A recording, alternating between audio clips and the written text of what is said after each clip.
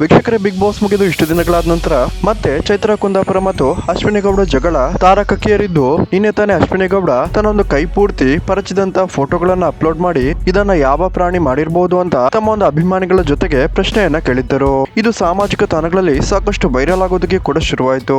ಅಶ್ವಿನಿ ಗೌಡ ಅವರಿಗೆ ಚೈತ್ರ ಕುಂದಾಪುರ ಯಾವ ರೀತಿ ಪರಿಚಿದ್ದಾರೆ, ಇನ್ನು ಕೂಡ ಅಶ್ವಿನಿ ಗೌಡ ಅವರಿಗೆ ಆಗಿದ್ದಂತಹ ಪರಿಚಿತ ಕಲೆಗಳು ಮಾಯ ಆಗಿಲ್ಲ ಅಂತ ಎಲ್ಲರೂ ಕೂಡ ಮಾತಾಡೋದಕ್ಕೆ ಶುರು ಮಾಡಿದ್ದಾರೆ.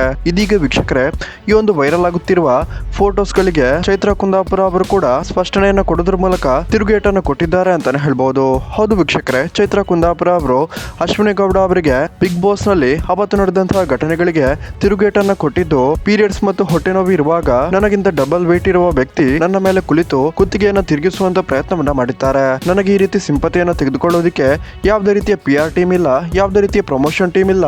ಒಂದೊಂದ್ಸಲ ಗಿಲ್ಲಿ ಮಾಡಿದ್ದು ಸರಿ ಅಂತ ಈಗ ಅನಿಸ್ತಿದೆ ಅಂತ ಚೈತ್ರ ಕುಂದಾಪುರ ಹೇಳಿದ್ದು. ನಿಮ್ಗೆ ಇದ್ರ ಬಗ್ಗೆ ಏನ್ ಅನಿಸುತ್ತೆ ಅನ್ನೋದನ್ನ ದಯವಿಟ್ಟು ಕಮೆಂಟ್ ಮಾಡಿ ತಿಳಿಸಿ.